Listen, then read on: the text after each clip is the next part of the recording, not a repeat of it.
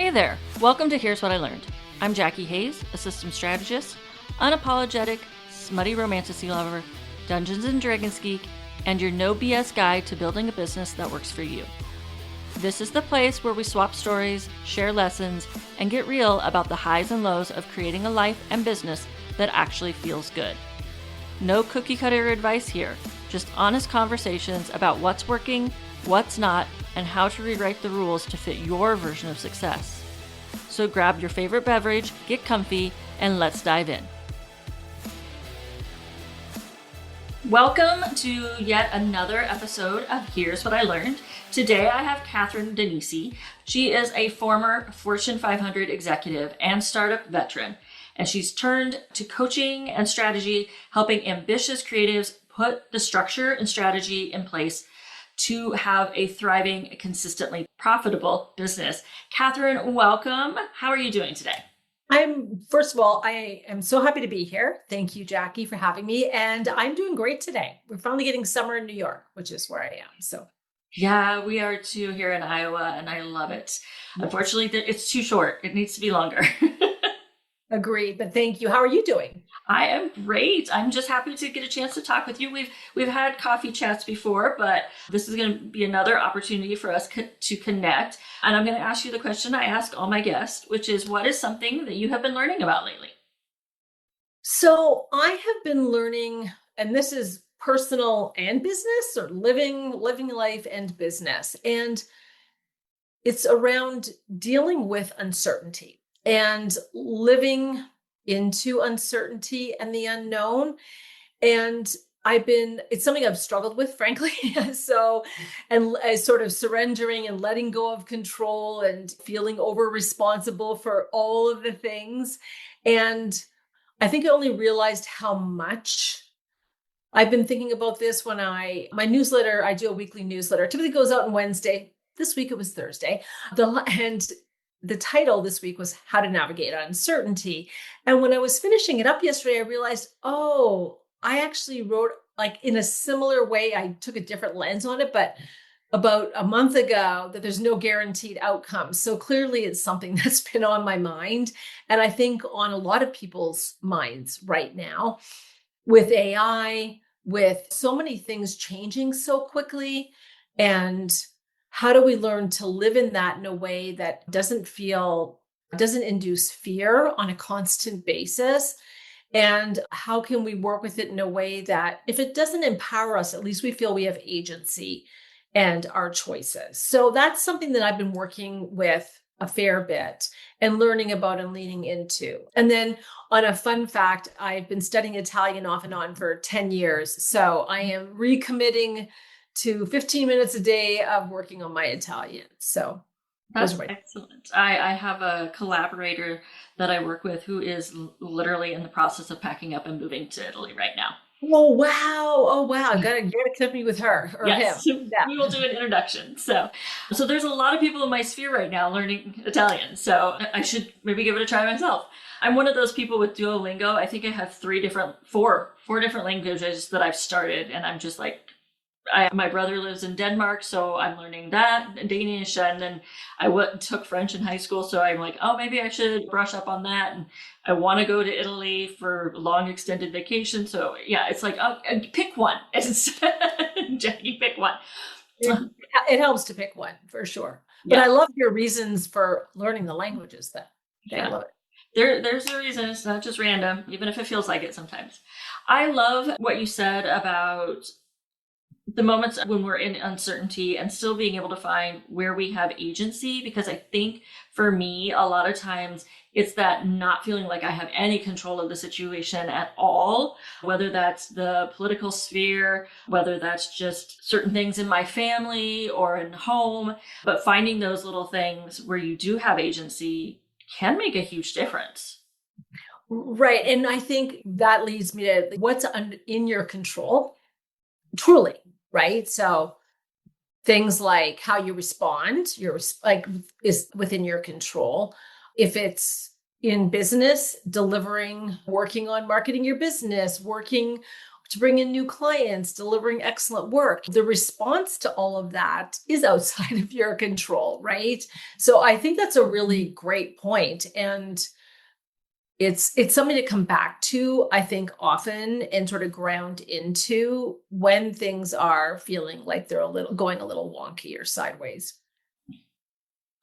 The other question I ask all my guests is, what does it mean to you when I say doing business your way? Yeah, no, I love this question because I think it's such an important thing to do. So I think there's sort of three ways for me that comes into play. And the first is, and it's a phrase I've heard a lot, I think it was via a podcast I listened to, which I'd love to give proper attribution, but oh yeah, I think it's Lindsay Mack. And anyway, she does tarot. So little woo-woo. But the idea of keeping your eyes on your own paper, right? So I can know what's going on in the world and what's the latest tool, what's the latest way somebody's packaging their offerings. I can try new things that I choose to do. I can track what's working and what's not working in my business. And then have the courage to either stick with it because it is working, or if it's not working, to, even if it's working for other people, to say no. And I tried it, I gave it a good shot, and shift gears. Does that resonate for you? Yeah, that definitely does. Yeah. And then the second is leaning into my specific, and I encourage this for all of my clients, right? So lean into my own experience and expertise to provide strategy and coaching services for my clients, right? In a way that leverages all of that and aligns with how I work best. And I approach coaching and really strategy is where I lead. I'm super action oriented with my clients. I'm all up in their business. We create a plan together. We come up with concrete solutions, and then we implement those solutions. And then I coach my clients in order to help them, if need be, to get out of their own way and then actually execute on the plan. Because as we move through it, there's going to be resistance points, right, that come up. So leaning into what I know from all of the personal work I've been doing for myself to better show up in my business and in my life, and then bringing that to coach my clients to deliver on this strategy. And that's not how every coach works, and everybody has their own way. And then the third way that I think is sort of doing business my way is, and I learned about this a few years ago, and I can't remember if we discussed it or not, so you'll have to tell me, but honoring my human design. So I'm a 6/3 emotional generator. And there's in my design, like with everybody's, there's certain gifts and whatnot. Being a generator, which is part of this, tying it back to uncertainty, is learning to wait to respond to things, not necessarily always initiating. And that's taken a lot of time. But when I lean into it, I've learned over the last few years that things are smoother, I'm less stressed, and my business is better. So that's what it means to me to do business my way. You gave me the first one, and I was thinking about something I was reading earlier today, and then you went on to the third one, and I was like, that's ironic because I'm doing a deep dive into human design because I do apply it with my clients, but I'm trying to create more resources for them when it comes to that. And I'm a manifesting generator, and one of the things that we are supposed to do is, if we get that initial put our toes in and try it, and then wait to see how we feel after we've tried it, because we're very good at being like, yep, nope, that didn't work, and walk away. But we need to have that try it first before we make the decision. Unlike a generator, if you go ahead and you put your toe in, you may just be inclined to be like, well, I'm here now. I'm just going to keep going. Well, exactly. And I think with how I'm supposed to respond to things, for myself, I've got to ride an emotional wave. So I might hear something, and I've seen myself do this, and I'm like, oh my God, yes, sign me up. I am all in. Like right now, we're in a conversation. And then like tomorrow, I don't feel so great about it. So I have to ride the wave. So I have to not necessarily to commit to things immediately, to say, hey, this sounds really interesting. I need a couple of days to think it over, right? So that idea. And I love that you're creating tools for your clients. I have not gone that far, but where my clients have their design already or are inclined to get their design, it's helpful to me because then I understand what's going on at no, I wouldn't say surface. I mean, I do read a lot on it, but I can understand what's happening, right? Because I have a client who's a manifesting generator and her partner is a projector. So it's seeing the dynamic play out. And when my client, and I didn't understand this, it was fascinating, the manifesting generator, she's like, yeah, and I want to do this in the business and this in the business and this. And I was like, oh, but this isn't all going to be in one business. But then I understand her desire to master on the side now, making sourdough bread. Okay, like totally get it. And learning to crochet and doing all of these things, right? So I don't know. I think that the better that we can have an understanding of who our clients are, we're able to help them from that coaching perspective in a much better way. Yeah. So what I like to try and help my clients do is understand their design. And then because I focus on creating strategies for the operations of their business, specifically like how they work with their clients, if they happen to know their client's human design, it's about setting up a system that works for you because you're the service provider, but also like how can you adjust certain things in your business to meet the needs of your clients. So if you have a client who's a projector, you may tweak this thing a little bit versus a manifester. You don't have to completely change it, but what little tiny thing might you do? For instance, if you're talking to somebody with emotional authority, you may know during the sales call that they're not going to give you their best answer right then. You may say, I'm going to check with you in like 24 to 48 hours. Where if it's a manifester, they're going. They're going to give you the answer and they're going to go with it. Right. Yeah. And initiate. No, I think that's brilliant. I love that. That's fantastic. Tell me more about how you ended up in business for yourself. So I've been in business for myself for about 12 and a half years now. So it's been a minute. I had worked at a Fortune 500 company in the technology space for like over a decade.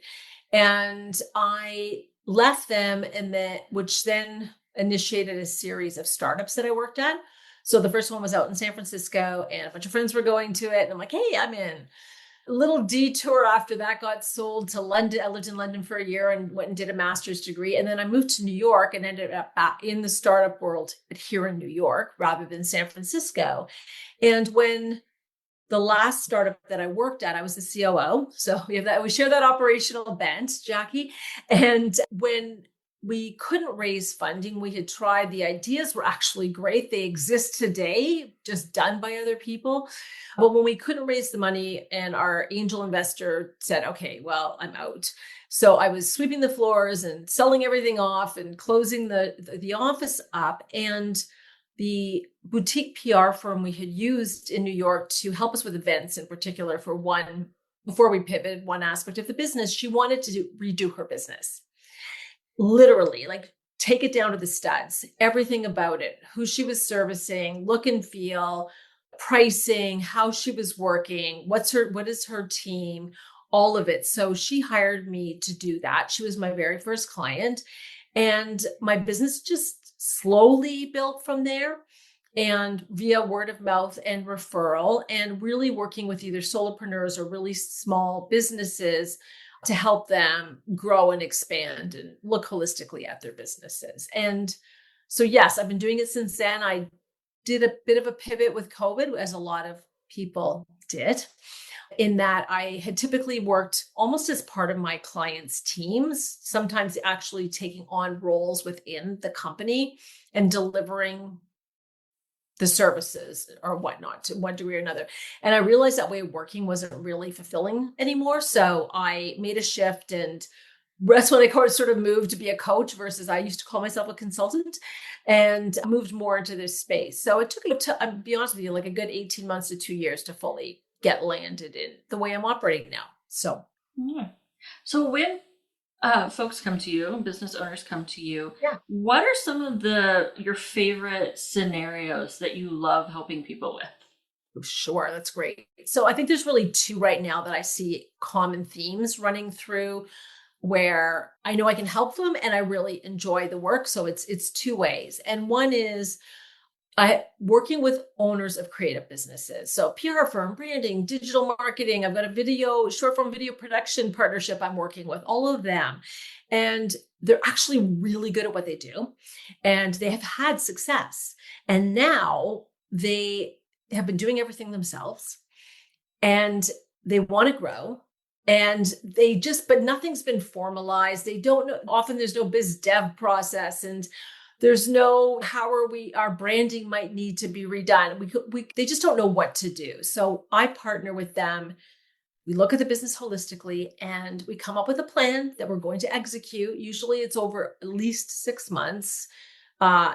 Typically it goes on longer, but 6 months is sort of a minimum engagement with me. And we start executing across this plan, doing the right things in the right order so that we're not repeating and going back and doing something that we didn't need to do at the start. So that's one scenario. And then the goal there is to create the business and design the business so that it also matches the life they want to be living. Generating the revenue, growing the revenue is obviously a goal, right? Doing so in a way that's profitable and then gives them the income and the time to be living their life. And this doesn't happen overnight. It's a process, but it works. And then the other scenario where clients have been coming to me is they've had their businesses for years and they've been service-based strictly. I don't typically work with product-based clients. And they have, for one reason or another, stepped away or pulled out of being engaged in their business. A client bought a home. Another client took a full-time job for a bit, right? And then they're like, okay, well, I'm ready to recommit to doing this, but I need to get the engine going again. And I need help getting that engine going again. So they're coming to me in that scenario, which I have been loving working with these clients. And I mean, the process is very similar to the first group that I mentioned, but just a bit of a different setup. And often I typically work with women. I do have one man in the mix because he's partnered with somebody and I love working with him too. But the women come to me like they've been doing the business for a bit. They for sure had corporate careers even prior to that. And they come with a real enthusiasm and eagerness to get things moving again. So it's really a pleasure to work with them. When it comes to folks in either of those scenarios, what are some of the things that tend to trip them up or common areas of resistance that you have seen in your clients? Yeah, fair enough. Doing business development outreach. I mean, so I separate and differentiate marketing from business development, but both. So I have a system and sort of a plan I work with my clients on, and getting them to just trust me, this works. And then they start doing it and it's like, okay, it's not so bad. Or starting to post on LinkedIn, let's say, and Instagram, where they haven't been, where they've been silent, and helping them come up with a system that doesn't make it onerous to be doing this. And also allows them, especially if they're writing blog posts or emails, to repurpose content. So creating those systems around that. And then not necessarily resistance, but I find it's taken time, is especially where rebranding has been needed, that's been a process and often it's gone on a bit longer, and helping people sort of get through the hump of that. Those what I would say are the main areas. I loved how you shared your journey into where you're at right now. And it sounds like, help others that have that evolution in some way. I feel often that we put a lot of pressure on ourselves to stay the course. Like, I've been telling people this is what I do, and now they're used to this is what I do. I can't just switch it up because then everybody's going to get confused. And yet every single business owner that I've spoken to, you see an evolution of where they have come from. Some of them are pretty like, wow. And then some of them are like consultant to coach. So it doesn't necessarily from the outside seem like as big of a jump as, say, a fashion designer to something like a copywriter. How do you support your clients in that evolutionary process? So it's interesting. And I'm going to add one other thing, and then I think that'll tie it together nicely. The other area where I see resistance is around pricing. Can't believe I forgot to mention that in the first place. Most of my clients come to me undercharging for what the value for their delivering that they're delivering. And some of them, the structure of how they structure their pricing and offerings needs to be addressed. So I think whether it's pricing or marketing, it's for me, it's explaining what I think, what I know works and sharing it. It's having, because it's really important to me. Somebody will say, well, should I be doing this platform? Should I be posting 3 times? I'm like, only if you're going to do what works for you, right? So always tailoring the plan to what works for them, because that will get their buy-in, which helps start that evolutionary process, right? Because then they're willing to try it. It's a small bet. It's not crazy. Let's see a win, right? And then let's double down. And so when we start accumulating wins in whatever area it is, then we can start building on that and moving through that process. And what I see is that there's confidence gained in that, right? And a lot of the people that I'm working with have been working because they've considered themselves for so long as freelancers, even though they've had businesses for a few years, right? So getting them out of that freelancer mindset, which I'm sure you can appreciate, right? As working from the operations perspective, into thinking like a business owner and like CEO of their business and eventually managing a team. That for me is probably one of the more interesting evolutionary challenges. I don't know if you find the same thing. I'd be curious. Yeah, I have seen that. I find people start their business because there's something they love to do and they do that thing, but there's a whole business around it, and they tend to forget that they're the CEO of all of that, not just a website designer or a brand strategist. It's all the things. And even if they're a solopreneur and they intend to stay a solopreneur, they're also a CEO and founder of a business. And it does take a little bit of a mindset shift in order to step into that. Yeah, for sure. And I have found that is I like your word evolution, because it comes up in a coaching call by coaching call basis, right? Like an opportunity or challenge will present itself, and the default is to address it the way that they had been with that other hat on. And it's to suggest that there's a different way to look at it, to put the other hat on, and then just sort of work through it that way.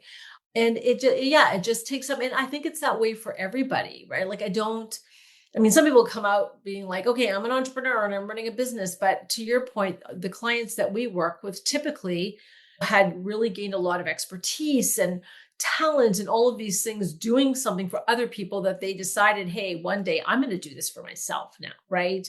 So it's not natural to think like a business owner. And I think whether it's operations or just higher level strategy, getting them to think like a business owner is definitely one of the things. If I can leave somebody with that, I've done a good job. So if somebody was listening to this and they're wondering, I wonder if I'm stuck in the service provider role or the CEO role, is there a question, a prompt, something that they could use in their head to evaluate whether or not they're thinking of it as a CEO or kind of the employee of the business, one or the other? My goodness. Well, I guess probably the first thing is, are they looking to somebody else to give them the answer? And then that's a really great question, which I know is buying me time here to answer, but only because I want to be thoughtful about my answer. I'm going to say no. Like, I think for me, it comes up on a case by case specific basis. And I would have to respond to a specific scenario, to be perfectly honest. That is fine. I'm always about the personalizing things. So yes, it is a case by case situation. I know for myself, it often comes down to busy work. Am I doing busy work? Or am I actually moving my business forward by what I'm doing right now? Oh, for sure. And I'm going to say, I think that happens for everybody, across every stage of your business. I still do it, right? I try to catch myself doing it, but I think that's a fair point, right? And I'm procrastinating doing the thing I need to be doing to work on my business by doing all of these small things in my business, or even small things that somebody else could be doing for me to work on my business, right? So, yeah, no, I think that's spot on. I love that. Yeah, very much when I'm procrastinating, I'm on Canva a lot, which just sounds common. And I have to stop myself and be like, I'm not a graphic designer. I do not offer graphic design services. I don't need to spend this much time on Canva. It's okay. I love that. I love that. That's a great example. Katherine, what is something that you would tell your younger self about doing business, or advice that you would give your younger self? So I think when I was starting out, I knew I wanted to work for myself, and I had been trying other things, just never really got some things to gel. And then this gelled. And I think it's important to know you're never going to have the idea fully baked, right? It's going to change. You don't know, how people are going to respond to what you're putting out there and what they're going to want of you. So just do it, number one. And I think the other thing, that maybe two things, like I should have learned to trust myself more, and versus looking to other people. But then at the same time, when I needed help, I should have asked sooner. And that's something I still need to remind myself of. Today, I'm kind of a lone wolf. Let's go do it. And I mean, I have an assistant now, woohoo, love her. But asking for help, getting in community, being with people, sharing ideas. I think that would have served me and my business had I started doing that sooner. Katherine, where can the listeners find you? Thank you for asking me that question. So I'm in all the places at Katherine Danesi. So my website, katherinedanesi.com, and you'll find how to spell that in the show notes. On LinkedIn and Instagram, those are my two platforms at Katherine Danesi.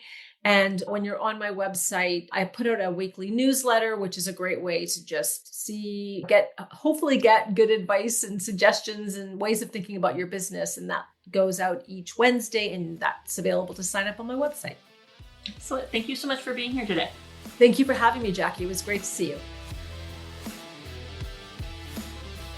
Thanks for hanging out with me on Here's What I Learned. If today's episode gave you an aha moment, a laugh, or something to think about, make sure you're subscribed to my email list. That's where I share even more tips, stories, and behind-the-scenes insights to help you simplify and thrive. And remember, you get to do business and life your way. Until next time, keep experimenting, keep simplifying, and keep learning.